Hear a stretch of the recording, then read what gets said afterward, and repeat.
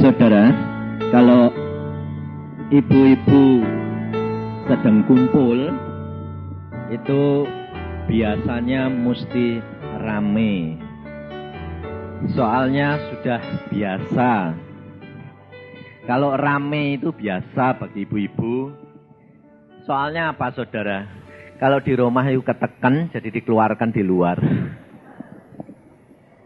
Makanya kalau saya kumpul sama ibu-ibu ini, wah, paling asik. Dan biasanya, saudara, kita merasa di dalam kehidupan ini, selalu, ibu-ibu itu selalu, belum sudah punya image, punya pendapat, punya perasaan, selalu buat kalah-kalahan. Ayo, jujur, betul enggak? Hah? Ibu-ibu ini, perempuan ini selalu merasa dibuat kalah-kalahan enggak? Hah? Iya dah. Nah itu makanya. Makanya terus terang, gereja-gereja pun lebih banyak ibu perempuan daripada laki. Kenapa? Karena perempuan ini yang selalu merasa tertekan, selalu cari pertolongan. Dan Yesus yang mau tahu. Suami tidak pernah mau tahu. Tapi Yesus mau tahu. Makanya itu saya selalu katakan, wah nanti di surga ini jumlah perempuannya berapa ya? Saya bilang, banyak sekali. Tapi siang ini kita belajar, saudara. Coba perhatikan, ada beberapa hal yang kita harus pelajari dan saudara harus simak. Supaya jangan sampai ketinggalan. Rugi nanti. Kita belajar di dalam Markus pasal yang ke-16. Markus pasal 16. Mulai ayat yang ke-9. Ada beberapa hal yang kita harus pelajari dan ini benar-benar sangat berguna. Markus pasal 16. Mulai ayat yang ke-9. Setelah Yesus bangkit pagi-pagi pada hari pertama minggu itu, ia mula-mula menampakkan dirinya kepada Maria Magdalena. Daripadanya Yesus pernah mengusir 7 setan.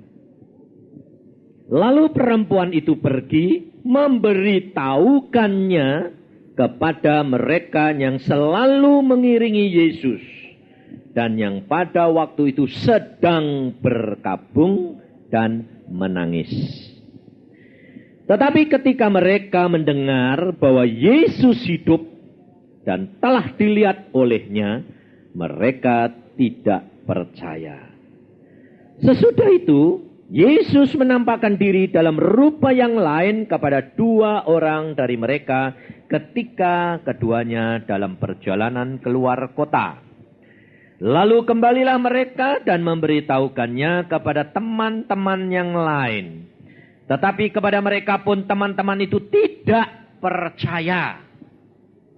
Akhirnya Yesus menampakkan diri kepada ke-11 orang itu ketika mereka sedang makan. Dan ia mencela ketidakpercayaan dan kedegilan hati mereka. Oleh karena mereka tidak percaya kepada orang-orang yang telah melihat dia sesudah kebangkitannya. Sampai di sini. Saudara, ada beberapa hal yang saudara harus perhatikan. Sekarang saya tanya dan saudara kita belajar sebab gini, saudara. Kalau di gereja itu tidak boleh tanya jawab, ini nanti kacau. Kalau di persekutuan gini ini bebas. Kita boleh duduk seenaknya, ya toh? Dan kita boleh bertanya. Coba saudara perhatikan. Mengapa rasul-rasul 11 murid ini? Ayat 14 perhatikan. Akhirnya Yesus menampakkan diri kepada ke-11 orang itu. Jadi, yang sebetulnya tidak percaya tentang hal kebangkitan Yesus ini, orang banyak atau orang yang 11 itu? Hah? Orang yang 11 itu rasul-rasul. Nah, mengapa ke-11 rasul ini tidak percaya kalau Yesus itu bangkit? Padahal sudah Maria dan 2 orang lihat, tapi tetap mereka tidak percaya. Mengapa? Ini saya kasih gambaran sedikit, saudara.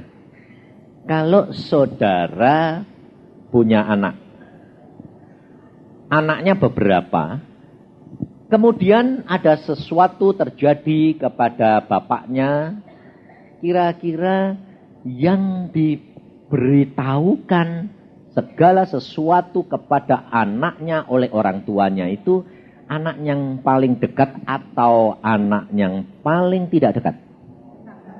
Paling dekat. Nah, kemudian kalau anaknya merasa paling dekat ini dengar dari orang lain, dari adiknya atau kakaknya yang tidak dekat menurut perasaan anak yang dekat itu, anak yang disayang itu, kira-kira dia percaya enggak? Mengapa?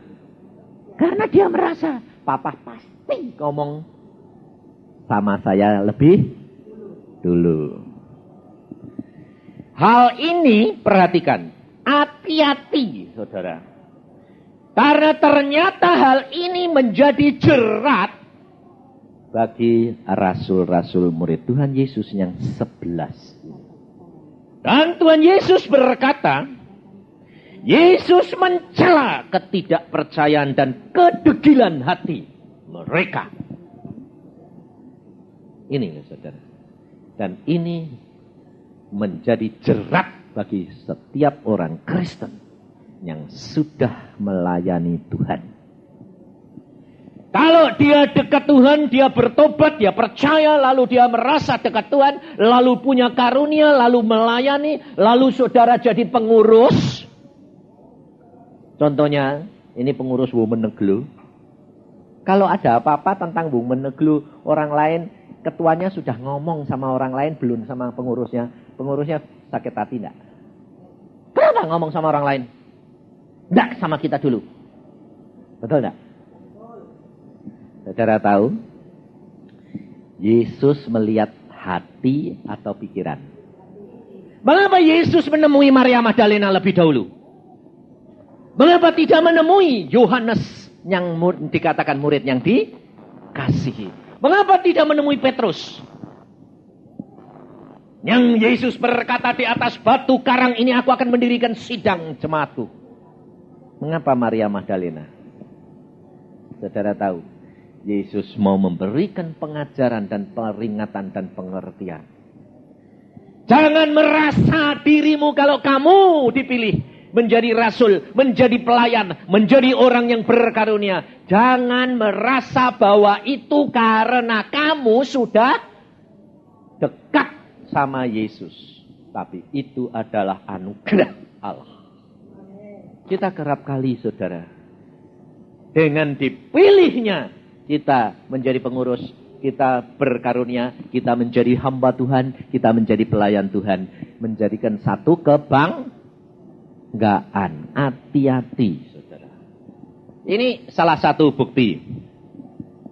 Sekarang saya tanya, hamba Tuhan yang nyebut dirinya hamba Tuhan, lebih senang datang telat atau datang dulu? Hah? Loh, hamba Tuhan lebih senang datangnya dulu, terus kemudian lihat jemaat yang datang, atau dia datangnya agak telat? Hah? Hamba Tuhannya senang telat. Kenapa? Lebih-lebih kadang-kadang bilang apa? Mulai dulu. Nanti kalau sudah nyanyi-nyanyi aku tak datang. Loh, ini nama hamba Tuhan sudah berubah jadi apa? Udah merek ini. Mereknya sudah jadi terkenal. Hamba Tuhan. Wah, padahal namanya hamba. Hamba itu harusnya melayani. Saudara ini anak Tuhan atau hamba Tuhan? Jemaat ini loh, anak Tuhan atau hamba Tuhan? Anak Tuhan loh. Hamba Tuhannya harusnya. Jadi hambanya datang dulu atau anaknya dulu? Tapi zaman sekarang kebalik. Anaknya dulu. Bapaknya hamba Tuhannya datang. Karena apa? Merasa aku wakil loh. Ini loh. Lah yang menyebabkan gitu tuh sebetulnya siapa? Anaknya. Sebab ternyata anaknya itu lebih takut sama hamba Tuhan daripada sama bapaknya. Betul enggak? Kalau ada apa-apa, kenapa kamu cari hamba Tuhan kok tak cari Yesus? Bapakmu. Kenapa? Habis, Pak, Bapak kan lebih dekat sama Yesus daripada aku loh. Jadi saudara ini ngakui enggak? Kalau kamu ternyata anaknya itu enggak lebih dekat daripada hambanya. Nah, rugi. Nah, imanmu iman gitu kok. Maka dari itu saudara kita harus menyadari. Yesus memberi peringatan. Yohanes, Petrus, 11 murid tidak ditemui. Dan semuanya tahu kubur kosong. Tahu. Kuburnya kosong. Iya. Tapi di mana Yesus? Tidak ada yang ketemu. Petrus, Yohanes lihat kubur. Oh kosong. Lupa kalau Yesus pernah ngomong. Pulang. Lalu di sini dikatakan mereka sedang murung dan sedih. Siapa yang datang? Maria Magdalena. Perempuan apa laki? Saudara tahu kenapa Yesus milih Maria Magdalena? Karena dia perempuan.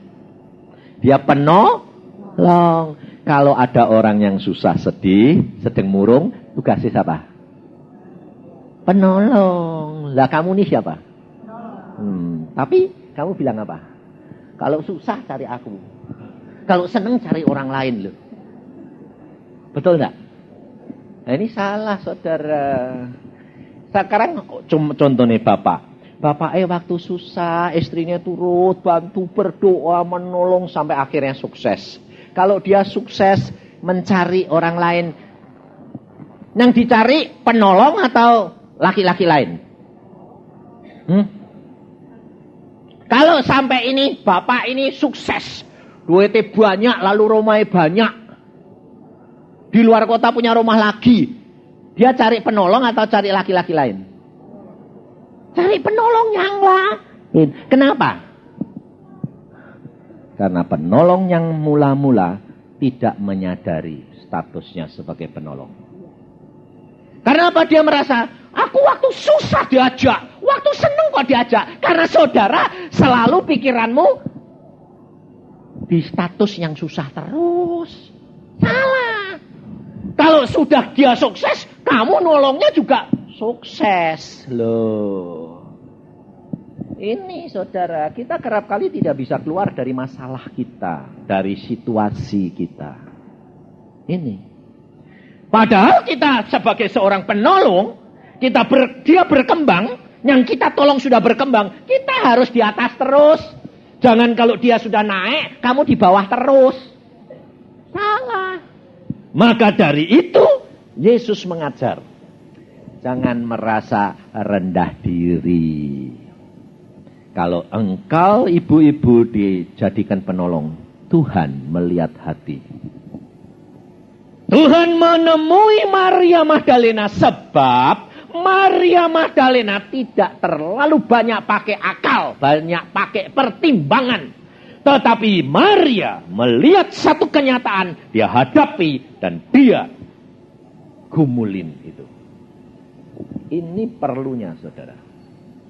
Lihat. Di dalam kitab Yohanes, kita perhatikan di dalam Yohanes, apa yang dilakukan oleh Maria Magdalena ini. Di dalam kitab Yohanes, pasal yang ke-20, ayat yang ke-11.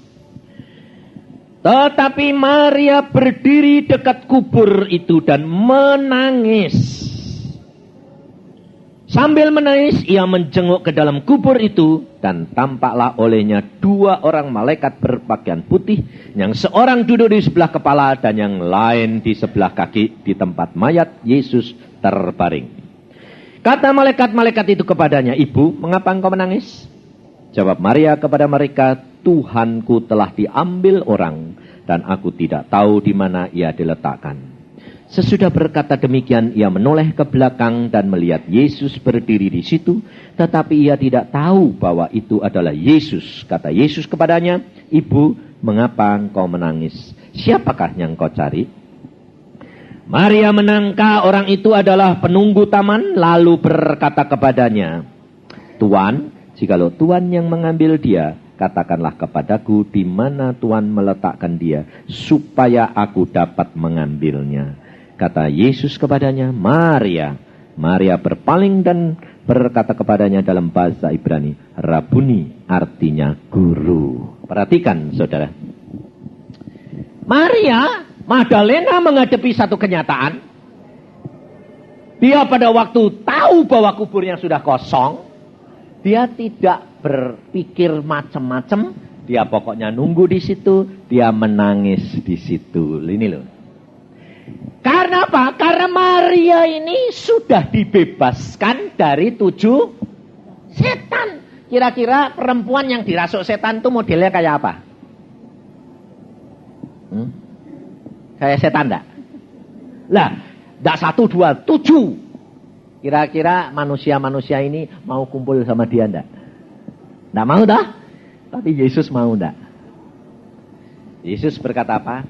Karena kasihnya besar, karena dia dosanya juga besar, maka kasihnya besar. Kalau yang kasihnya sedikit, dosanya rasanya merasa dirinya dosanya sedikit. Ini loh saudara. Maka dari itu saudara harus menyadari, kasihmu kepada Yesus ini bisa konstan enggak? Atau tambah lama tambah luntur. Lebih-lebih kalau merasa kamu sudah diberkati, disayang-sayang Tuhan, kamu rasanya lebih dari orang lain enggak? Hati-hati. Ini menjadi jerat bagi saudara dan saya. Ini yang menyebabkan hati kita menjadi degil, kotor. Karena kebanggaan, karena perasaan. Kekristenan itu bukan perasaan. Kekristenan bukan pikiran. Kekristenan adalah satu percaya melalui roh, hati. Kekristenan adalah satu ciptaan yang baru. Pengubahan yang baru. Kebangkitan daripada kematian. Kalau agama, saudara, makanya selalu saya katakan, kekristenan itu bukan agama. Bukan sekedar agama. Kekristenan adalah penciptaan yang baru. Kalau agama, saudara, itu pendidikan. Pendidikan hanya mengubah watak orang 30%. Tetapi kekristenan adalah penciptaan yang baru. Berarti mengubah seluruh kepribadian kita. Sebab kekristenan harus mengalami kematian. Baru terjadi kebangkitan. Maka dari itu Maria Magdalena diciptakan baru. Yang dulunya dia perempuan yang tidak ada harganya di dunia ini. Tetapi dengan Yesus dia berharga. Bayangin saudara. Dibandingkan dengan rasul-rasul dia masih mendapatkan apa? Kelebihan. 11 rasul tidak ditemui. Yesus menemui Maria. Jadi berarti di hadapan mata Yesus tinggi mana sama rasul-rasul? Hah? Berharga mana sama rasul-rasul Maria ya Magdalena? Saudara tahu? Engkau di hadapan Allah lebih berharga daripada orang lain. Tetapi jangan sampai saudara merasa sudah dekat. Lalu tidak menganggap orang lain. Maria Magdalena bertemu dengan murid-murid berkata, "Aku ketemu Tuhan." Murid-murid bilang, "Tidak percaya. Tidak mungkin. Tidak mungkin. Tidak mungkin. Tidak mungkin." Kenapa? Aku ini rasulnya. Aku ini dipilihnya. Kamu tuh perempuan siapa? Perhatiin, saudara. Hati-hati. Saya sendiri belajar dari firman Tuhan ini banyak. Dari siapa? Dari orang sederhana. Dari ibu-ibu. Sebabnya apa? Sebab Alkitab sudah ngajar saya, hati-hati. Jangan sampai hati kita menjadi degil.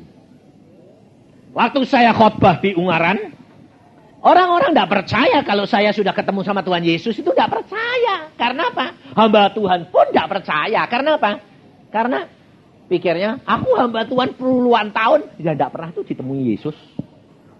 Yusa ini ngomongin ngawur. Nah, saya orangnya tidak peduli. Kamu tidak percaya ya tidak apa-apa. Wong belum ngalami. Betul tidak? Saya sakit hati. Tidak. Lah orang belum ngalami. Lah murid-murid rasul-rasul sendiri ya tidak percaya. Apalagi zaman sekarang, modern. Waktu saya khotbah berkata, saya ketemu Tuhan Yesus secara pribadi. Di gereja ini. Mbok-mbok tuwek. Buta huruf. Di ujung sana. Dia teriak apa? Njeh, leres. Iya, betul. Saya percaya. Dia bilang. Lalu saya jadi kaget toh. Lalu saya bilang, Mbok, kamu percaya? Percaya. Kenapa, Mbok? Aku ngalami 2 kali dikunjungi Yesus. Loh, bagaimana ngunjunginya? Malam hari kamu sembahyang? Oh, enggak. Lalu dia ngomong, jam 3 sore. Lah kemana, Mbok? Ke rumah. Karena rumah saya itu di atas gunung. Sendirian saya di rumah. Saya kalau mau berbakti 4 jam berjalan. Jadi kalau pulang ya 4 jam. Padahal kebaktiannya sore jam 5. Jadi saudara bisa ngerti dia kalau sampai rumah jam berapa? Hah? Tengah malam, saudara. Sendiri. Lalu satu saat dia berkata, aku sedang menyanak nasi. Saya muji-muji Tuhan. Saya tidak merasa kesepian kok. Wong aku ya sendiri, wong anak-anak sama suamiku sudah meninggal, anak-anak sudah di kampung semua. Saya sendiri. Tetangga jauh. Jam 3 ada orang ketok-ketok pintu. Waktu saya buka, londo. Sebab dia kan sudah 50, hampir 55, 60-an. Itu sebab umur saya. Itu taunya orang barat itu londo. Tidak ada orang Inggris, Amerika, Yahudi tidak tahu nih. Kalau barat ya londo. Jadi dia bilang, loh ada londo kesasar. Lalu dibuka, dia berkata bahasa Jawa, cari siapa? Yesus Tuhan mesem. Aku cari kamu. Hah? Cari aku. Lah ini London mana? Kok ada kenal aku? Wong dia tidak pernah punya kenalan Belanda. Lalu bilang, kamu siapa? Kok cari aku? Tuhan mesem. Aku Yesus. Menyambangi kamu karena aku tahu kamu tidak seorang diri. Kamu bersama dengan aku. Langsung dia menyembah. Dia berkata, Gusti, engkau kok sayang kepadaku. Aku tidak sendiri. Benar-benar firman-Mu berkata, aku tidak engkau tinggalkan sendiri. Saudara di kota, saudara tidak pernah dikunjungi. Yesus tahu. Karena kamu senangnya rame-rame. Tidak pernah mau menyendiri bersama dengan Yesus. Karena hatimu tidak rindu kepada Dia. Kamu hanya merasa sudah cukup, sudah dekat. Tapi ibu ini dia rindu Yesus. Dia seperti Maria Magdalena, dia tidak merasa dikucilkan. Yang penting bagi dia adalah dia merasakan kasihnya Yesus. Itu cukup bagiku. Dia tidak peduli perbuatan dan pandangan orang lain kepada dia. Tapi dia tahu Yesus mengasihi dia. Rasul-rasul tidak percaya, tidak masalah bagi dia. Yang penting aku sudah ketemu dia secara pribadi. Itu cukup bagiku. Untuk seumur hidupku pun aku tidak akan melupakan dia. Saudara, dan ibu ini dikunjungi Tuhan 2 kali. Dan bercakap-cakap dengan Tuhan. Yesus melihat pendidikan saudara. Yesus melihat karunia-karunia saudara. Yesus melihat pelayanan saudara. Yesus melihat hati saudara. Yesus melihat kasihmu, hatimu. Murid-murid melihat bubur kosong. Pulang. Kumpul. Diskusi.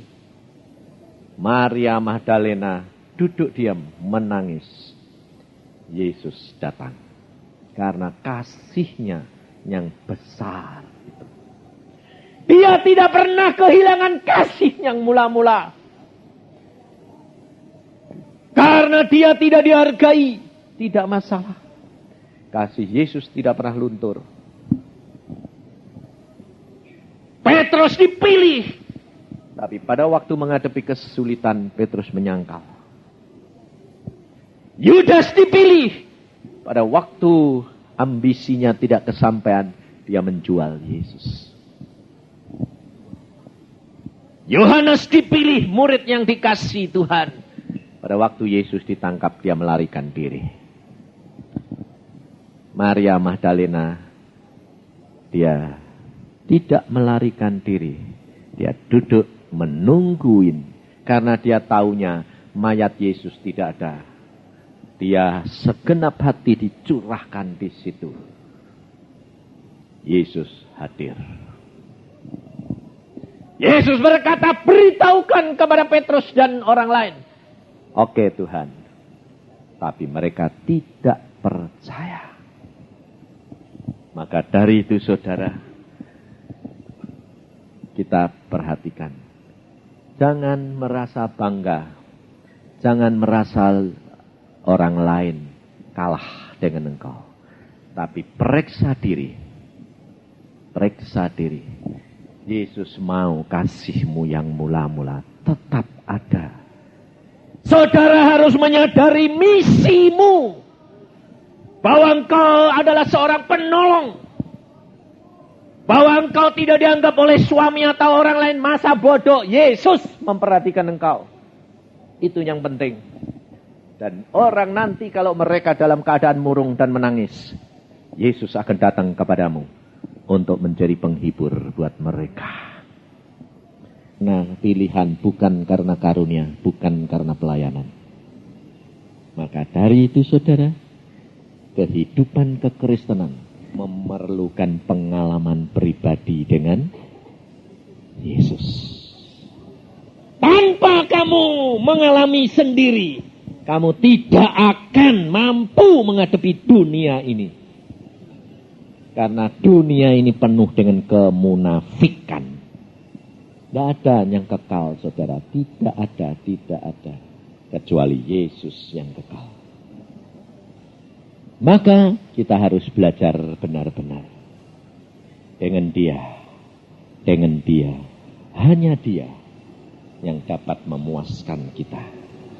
Ibu ini di desa dia jalan 4 jam. Setiap minggu dia harus pergi pulang tengah malam. Di desa tidak ada lampu, saudara. Dia bawa obor sendiri. Sampai akhirnya diberi orang senter. Tapi dia tidak pernah merasa kesepian. Tidak pernah merasa Tuhan. Tidak usah sih Tuhan, kebaktian di rumah kan ya sama saja. Tidak. Dia datang tetap setia. Karena dia merasa apa? Dia harus, itu bagian yang aku harus lakukan. Dia bayar bagian dia. Dan Yesus melihat. Dan Yesus datang. Bayangin saudara. Dia melayani, tidak. Dia cuma pelayanannya apa? Jalan kaki. Loh. Tapi diperhatikan Yesus. Saudara melayani sudah capek-capek. Uangnya keluar. Harta bendanya keluar. Capek pikiran semuanya. Kok tidak ditemui ya? Yesus mengukur hati. Dan engkau harus belajar. Dari yang sederhana. Yesus berkata apa? Yesus mencela mereka. Kedegilan mereka. Sebab Yesus berkata apa? Belajar rendah hati. Rendah hati adalah mau belajar kepada orang lain. Yang selalu merasa dirinya tidak lebih dari orang lain. Orang lain pasti punya pengalaman yang macam-macam. Coba saudara, apa gunanya kalau saya bersaksi lalu saya bohong? Gunanya apa? Wong pembohong tidak masuk surga. Buat apa jadi calo surga? Saudara masuk, saya tidak rugi. Tidak mau saya. Maka dari itu saudara, kalau saudara dengar kesaksian orang lain yang tidak masuk akal, jangan tidak percaya. Tapi saudara berkata apa? Tuhan, kalau itu benar, tolong si Tuhan, aku ya kepengen ngalami loh. Kan enak toh? Kalau dia tidak benar, tanggung jawabnya dia sama Tuhan. Ya toh? Ya ampuni dong Tuhan. Tapi kalau benar bu aku ngalami loh. Makanya saya kalau ngomong sama anak saya bilang jangan sampai papa ngalami, papa khotbahkan, orang lain ngalami, kamu tidak rugi. Saya bilang, anak, kamu harus alami secara pribadi. Sebab ayahmu ngalami, kamu harus ngalami. Makanya saya didik anak-anak dari kecil. Bicara dengan Allahmu. Tuhan ngomong. Kalau tidak ngomong sama kamu, jangan jadi orang Kristen. Rugi. Sebab sekarang ini adalah era zamannya Roh Al-Kudus. Kita harus sadar. Kita tidak kembali lagi zaman kuno. Makanya kalau saya mengajar anak pribadi dengan Yesus. Jangan tanya papa. Konsultasi boleh. Tapi doa dengan Yesus. Kenapa harus begitu? Perhatikan. Zaman kuno. Roh Kudus belum dicurahkan. Kalau orang mau cari kehendak Tuhan. Tanya kehendak Tuhan. Pergi ke Nabi. Ke imam. Betul lah? Tapi zaman sekarang. Roh Kudus sudah dicurahkan. Dan tiap-tiap orang punya Roh Kudus di dalam hati. Kenapa kamu kembali zaman kuno? Ada apa-apa? Cari hamba Tuhan, Pak. Balik mundur apa maju? Mundur. Harus maju. Kamu harus sadar. Roh Kudus sudah diberikan. Yesus sudah berkata, roh yang aku berikan, yang aku kirim atas namaku. Bapak mengirim atas namaku. Dia akan tinggal di dalam kamu dan kamu mengenal dia. Dan dia akan menolong kamu, memimpin kamu dalam seluruh kebenaran. Ngapain kamu pusing-pusing? Saya didik anak-anak saya. Dan anak saya bilang, alami dewek. Makanya dia kalau ada apa-apa, dia langsung. Kalau Tuhan sudah bilang, oke. Baru dia ngomong, Papa, aku berdoa. Tuhan bilang, oke. Papa harus siap. Jadi saluran berkat. Sebab aku masih di bawah orang tua. Nah, wah, kalau sudah digituin, saya jadi kayak orang dipepet. Anak-anak saya tuh nakal-nakal loh. Nakal-nakal dalam hal ini. Salah satu ini Denny, yang sekarang turut saya. Sekarang dia sudah jadi hamba Tuhan. Jadi saya bilang, kamu ikut sama papa. Satu saat dia bilang, aku sekarang Tuhan bilang, kalau engkau sudah aku lantik menjadi hambaku, aku akan genapi apa yang aku janjikan. Wah, dia bilang, kapan Tuhan? Sebentar lagi. Nah, pada waktu dia bilang, Tuhan bilang, sekarang. Dia langsung nemuin saya. Papa, siap apa? Jadi saluran berkat. Loh, berkat apa? Tuhan mau ngasih mobil aku. Mobil sudah ada. Buat apa? Enggak, ini Tuhan ngasih tanda. Kalau aku sudah jadi hambanya, hari itu juga, minggu ini aku diberi mobil. Mobil apa? Honda Civic. Modelnya kayak apa? Tidak ada buntutnya. Terus, warnanya apa? Biru muda. Kalau tidak ada, bukan dari Tuhan. Waduh, aku bilang, kamu kok ada aneh-aneh sih, Den? Oh, Tuhan yang ngomong, bukan. Ya, saya yang ngajari sendiri, dihadapin gitu, jadi bagaimana? Pepet saya langsung lapor, oke? Saya akan lapor, saya ganti lapor sama bos saya. Tuhan, ini ngomong. Iya. Mau kasih? Iya. Melalui aku? Iya. Ya sudah. Ya mana?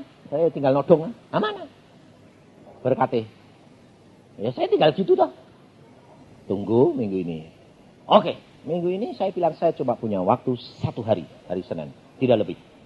Lusa berangkat Papa. Tuhan bilang apa? Hari ini Tuhan beri. Oke, ayo cari. Dari pagi sampai sore jam 4 tidak ada. Nah saya orangnya rileks loh. Saya bilang, mana? Dia bilang, biarkan. Kan belum habis waktunya. Dia bilang, oke, sudah 4:30. Showroom sudah mau tutup. Ini sudah muter seluruh Bandung. Mana? Terus dia diam. Dia diam sembahyang tapi. Tuhan, engkau yang buktikan. Bukan aku.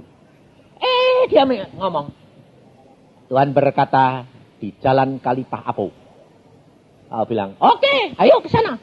Sana saudara. Sepanjang jalan, tidak ada. Tinggal di ujung, mana ada showroom lagi, tidak ada. Tuhan bilang, ada. Sudah lewat ini. Berhenti saya. Mana sih ada? Ada showroom di pojokan. Saya masuk. Saya bilang, punya Honda? Oh ada Pak. Di dalamnya paling ujung ada Honda Civic buntung warna biru. Wah kaget aku. Loh, ini mobil masuk kapan? Baru tadi siang Pak. Mau tutup ini dikirim orang sini punya saya. Langsung dia bilang, ada enggak? Ada. Warnanya biru tuh. Iya, satu-satunya. Nah, itu saya beli, dia bilang, ya sudah, Tuhan aku berikan. Saya sampai geleng-geleng. Tuhan ini luar biasa. Padahal dia belum kerja apa-apa. Saya bilang, Tuhan ini berkat buat siapa? Tunggu. Setelah Tuhan bilang, belikan. Buat siapa? Anakmu. Jadi berkat segini banyaknya ini buat dia. Iya. Lah saya jongosnya tidak bisa apa-apa. Kalah sama dia. Saya bilang, aduh Tuhan, kok kamu sayang? Iya, supaya kamu tahu. Kekristenan perlombaan. Biarpun saya ayahnya, dia anakku. Kadang-kadang Tuhan tunjukkan, loh, aku lebih sayang dia daripada kamu. Tahu nggak? Jadi kita selalu harus waspada, saudara. Supaya jangan sampai kita merasa bangga, merasa sombong, tinggi hati seperti murid-murid. Ajarkan di dalam keluargamu. Supaya mereka mengasihi Yesus. Dan kita kerap kali bisa berubah enggak? Kasih kita. Bisa. Maka dari itu harus belajar terus menerus. Baik dari anak, baik dari pembantu, baik dari istri, suami, dari saudara yang lain. Supaya kita tahu, kalau kita mulai dibiarkan Tuhan seperti rasul-rasul ini, pasti ada sesuatu yang tidak beres di dalam diri kita. Sebab segala perkara dilakukan oleh Tuhan pribadi. Coba kesaksiannya ibu tadi perhatikan. Ayahnya keras kayak begitu. Dia takut. Tapi akhirnya dipepet sedemikian rupa sehingga bapaknya sendiri yang buka pintu dah. Ya dah. Akhirnya toh dia bisa ngomong. Yang ngomong juga harus dia. Karena apa? Tuhan itu sudah menetapkan. Jangan takut, jangan khawatir. Allah sanggup lakukan segala perkara. Orang yang kamu takuti, orang yang membenci kamu sekalipun dipepet Allah, mesti harus menyadari bahwa anakmu aku lebih mengasihi daripada kamu. Maka dari itu saudara, engkau jadi perempuan jangan kecil hati. Allah tetap mengasihi dan menghargai engkau. Yang penting adalah lakukan bagianmu, Allah akan meninggikan kamu kalau kamu merendahkan hati. Jangan rendah diri. Orang rendah diri itu sombong. Sebab ternyata orang rendah diri selalu gampang kesinggung. Kalau diomongi sedikit, memangnya aku tidak bisa. Loh, lah belum sudah ngimani, aku ndak isa. Nggak bisa, saudara. Rendah hati, mengasihi Yesus. Nggak usah takut. Yesus akan meninggikan kamu pada waktunya. Orang lain akan berkata apa? Iya benar toh. Orang laki itu biasa. Biarpun dia salah, nggak mau dia bilang maaf ya, enggak. Tapi kalau dia sudah mulai baik, itu ngaku, ngerti yo. Jarang orang suami bilang, aduh maaf ya yang, dah jarang, saya ya jarang. Dulu, setelah Tuhan berkata, belajar rendah hati Yusa. Mulai dari mana Tuhan? Terhadap istrimu. Kalau salah yang aku. Oh ya. Kalau dulu saya salah pun merasanya menang terus. Tapi kalau saya sudah tahu salah, ya cara baiki bagaimana? Ya sudahlah, baik-baik. Ya tanya-tanya, ya apa itu sudah, itu namanya sudah ngaku. Engkau harus tahu. Tapi kalau sekarang, kalau saya tahu salah, ya sudah mulai matanya kaca-kaca. Waduh, salah ini. Saya tanya Tuhan, Tuhan aku salah. Salah. Kamu tidak ngerti dia. Tidak mau rendah hati. Oh ya. Ya masuk kamar saya ikuti. Sorry ya yang, aku salah. Kok nangis kenapa? Habis kamu sih gini. Ya. Udah bar, kalau gitu tambah sayang toh. Ya bilang, lah iya, kamu kalau dulu kok enggak sih nyakiti hati. Kalau sekarang kok mau. Loh, Tuhan berkata rendah hati. Sehingga di rumah tangga itu selalu ada damai, sejahtera. Tidak ada apa-apa, saudara. Jangan disimpan. Ditunggu. Bapaknya gengsi, kamu tambah. Loh, terus terang ibu-ibu ini punya gengsi enggak toh? Gengsi ya gengsi, dah. Diam ya diam. Kuat-kuatan. Ya, tidak bisa, saudara. Sekarang semua indah. Di dalam Yesus luar biasa. Sebab Yesus sudah berkata, kau di dalam kekristenan harus mengalami kematian. Yang mati apanya? Akunya ini loh mati. Orang mati itu dikeploki diam saja. Hah? Iya. Lah kamu dikeplok reaksi enggak? Hah? Out reaksi. Nah itu masih hidup. Harusnya ya sudah keplok plok. Aku sudah mati kok. Ya enggak terasa toh. Nah, harusnya gitu. Tapi di situ Yesus akan menyatakan kemuliaan. Yesus diangkat jadi raja di atas segala raja. Melalui apa? Kematian. Sebelum dia mati, Yesus belum ngomong, sudah genap, gak bisa. Kegenapan harus dibayar dengan nyawa. Saudara tahu? Nyawa. Maka perhatikan. Yohanes 3:16 bilang apa? Hah? Itu yang kamu ngapal lah. 1 Yohanes 3:16 kamu hafal enggak? Isinya apa tahu enggak kamu? Enggak tahu dah? Nah iya yang apal ke yang enak-enak toh. Baca 1 Yohanes 3:16 sama, cuma ditambahi 1. Yohanes 3:16, Yesus mati buat kita. Dosa kita diangkat oleh Yesus. 1 Yohanes 3:16 itu untuk saudara. Itu ingat. Apalin. Yang dihafalkan belakangnya apa? Demikianlah juga kita wajib menyerahkan nyawa kita untuk. Nah itu yang harus dihafalin. Jadi kamu murid Yesus. Yesus mati untuk isi dunia. Kamu mati untuk siapa? Lah jadi kalau sebelum saudara, untuk suami dulu ndak? Untuk istri dulu ndak? Untuk anak dulu ndak? Iya, di rumah tanggamu dulu. Jadi kamu mati untuk menyerahkan nyawa untuk keluarga dulu. Nyerahin nyawa, mati enggak seperti Yesus? Mati loh. Orang mati diomongi bisa enggak? Ngawur.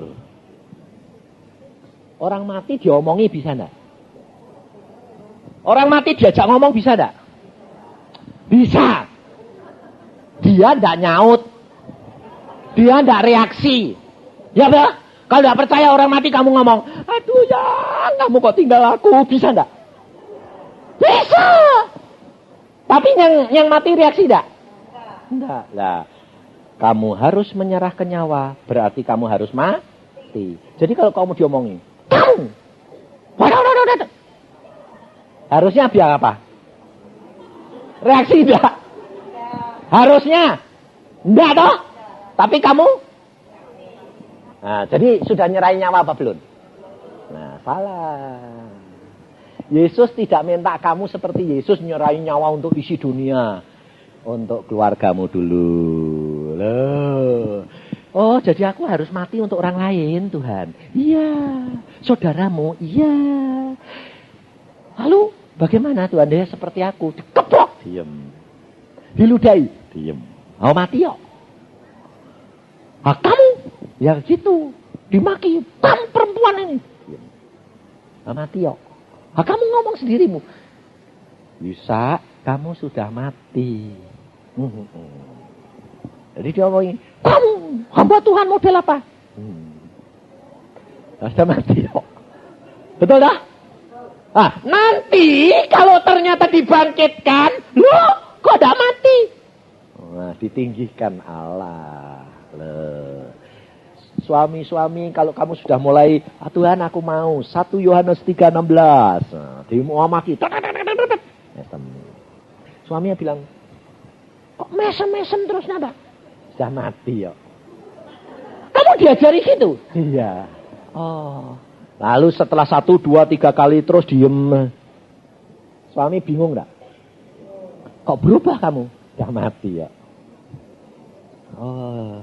Lalu akhirnya dia memperhatikan orang mati atau orang mati yang memperhatikan orang hidup? Hah? Yang mati memperhatikan yang hidup atau yang hidup yang memperhatikan mati? Hah? Yang hidup merhatiin yang mah dihias-hias supaya jadi bagus enggak? Dikasih minyak supaya wangi enggak? Dikasih pakaian bagus enggak? Itu kamu. Kalau kamu mau mati, yang hidup, yang merasa dirinya hidup akan memperhatikan kamu. Dan kamu akan dimuliakan. Digotong-gotong enggak? Kamu yang gotong atau kamu digotong? Nah, sekarang ini kamu yang gotong atau kamu digotong? Saudara mau? Engkau sekarang jadi penolong. Gotong. Matikan. Kamu bakal digotong-gotong. Ditinggikan. Diangkat. Loh, mati malah ditinggikan, Pak. Iya. Dihiasi. Iya. Bahkan ditangisi. Betul? Disesali ya, kenapa kok aku dulu berbuat begitu? Maka dari itu saudara, Yesus berkata, rendahkan hatimu, kau akan ditinggikan. Jangan takut, jangan khawatir, engkau tidak seorang diri, kau bersama dengan Yesus. Amin. Mari kita berdoa. Oh Yesus, sikia karata syakata kaya karata sikikia karata sukutu. Tuhan, dengar doa anak-anakmu pribadi demi pribadi. Mari Tuhan beracara dengan dia pribadi. Karena tidak ada orang yang mengerti mereka kecuali Engkau. Tidak ada orang yang mengerti penderitaannya, penyakitnya, keberatannya, utang-utangnya. Tidak ada yang mengerti kecuali Engkau, Yesus.